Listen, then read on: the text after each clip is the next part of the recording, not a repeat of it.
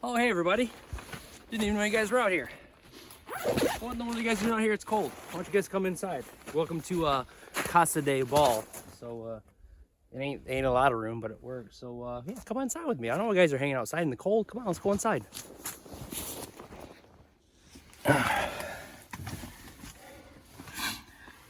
All right, now that we got everybody inside, I don't know why you guys are standing outside. It's freaking cold out there. Not as cold as it's gonna be tomorrow morning. But yeah, today's episode, I don't have a lot of expectations. The small pond, literally this is like a 2 or 3 acre pond, maybe if that. I haven't been out here in several years. Unfortunately, this place has gotten overfished. It doesn't take a lot of people keeping these fish in here to overfish it because it is so small. I remember when I first moved here about 6 or 7 years ago, this place was absolutely on fire. It's just this small, really small pond not far from my house. And I used to be able to come out here in the springtime and catch a lot of big bluegills on the beds. And I practiced all catch and release because I knew this was a small body of water and it could get outfished really easily. And even ice fishing, there's some decent crappies in here, some pretty good sized bass. But unfortunately, over the years, I think it's been overfished. So I'm out here kind of doing a little bit of a recon because I'm actually bringing my buddy James and his son out here tomorrow.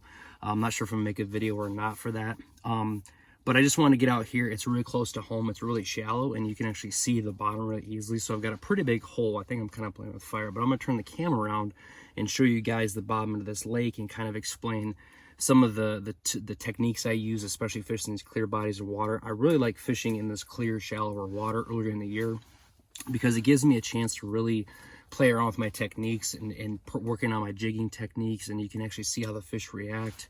And it's really going to be fun to bring James and his son out here so you can actually see the fish come in and bite. So I do have my fish finder, you know, I've got my camera, but for him, he's only maybe like 7 or 8 years old. So I want to try to make it as interesting as possible. So yeah, let's see just how clear this water is. You guys are not going to believe just how clear it actually is. So check this out.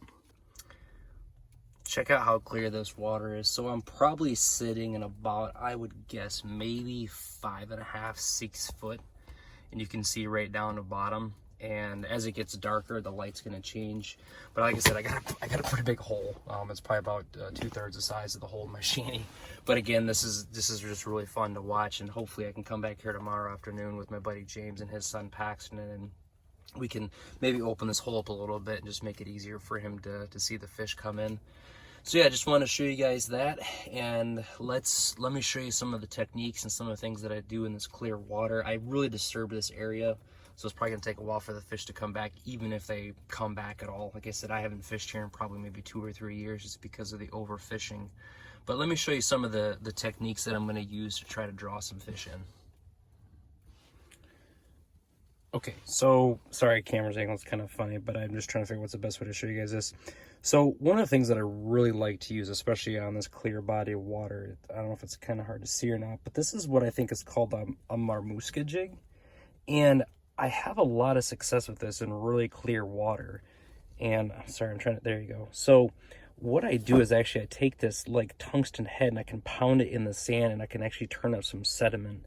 So what I'll do is I'll stick this in the lure lipstick wax worm jelly formula. I'll stick this kind of eye in it, and this does glow. And I've had a lot of success out here on this lake. I've caught some really big bass and big crappie on this little thing. So I'll use this to kind of draw them in as I'm pounding the bottom. But what I also do is I make sure that it's kind of like as a follow-up is I have a little tungsten jig. So this is a AW lure. It's a number 4, I think. It's this orange and purple. And I always use these pink poly balls or these chartreuse poly balls. I really like these things. And, you know, for me, I've been using soft plastics for a couple of years now, and that wax worm jelly from Lure Lipstick really has helped. I'm not good enough just to use plastics. I need the help of that wax worm jelly. I might pick up some wax worms tomorrow for Paxton and James, but yeah, I really do like this setup. So let's get these things greased up with some Lure Lipstick wax worm jelly, and let's see if we can't catch a few fish here in the last hour or so of daylight. So I just had a decent sized bass come in, and look at my, I got another bass coming in. Look at that marmuska jig. See if he actually wants it. Oh man, he's nibbling on it. Come on. You know you want it. I'm definitely playing with fire, having my camera right over this hole, but I want to try to give you guys show you guys what I'm seeing. I'm just using the AW jig now. I'm not using the Momorska jig. It's getting too hard to see. But with this AW tungsten and this polyball, I can see this pretty well, so.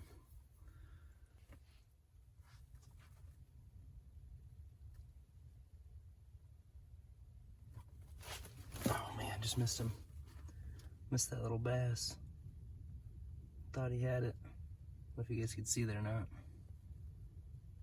Oh, he's back. There, got him. Nice. There we go. Look at that little bass. It's pretty cool. Hope you guys can see that.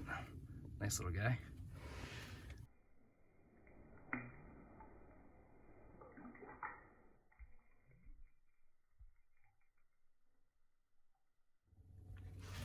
All right, first bass of 2022 was an absolute giant, so a little bit more activity. Problem with this clear, shallow water is it doesn't take much to disturb him, so you catch one and he gets wrapped up on those weeds and stuff. They can spook any other ones that are around, but yeah, so far had 2 little bit bigger bass, decent sized bluegill, and that little bass. So we're sitting here for about 40 minutes or so, 30 minutes. Not bad. We will keep on fishing.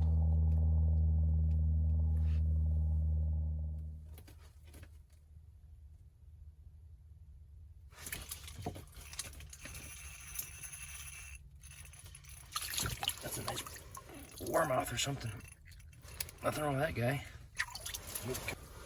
Check that guy out. I have to turn the light on and see. Hold on. Yeah, here we go. Nothing wrong with that guy.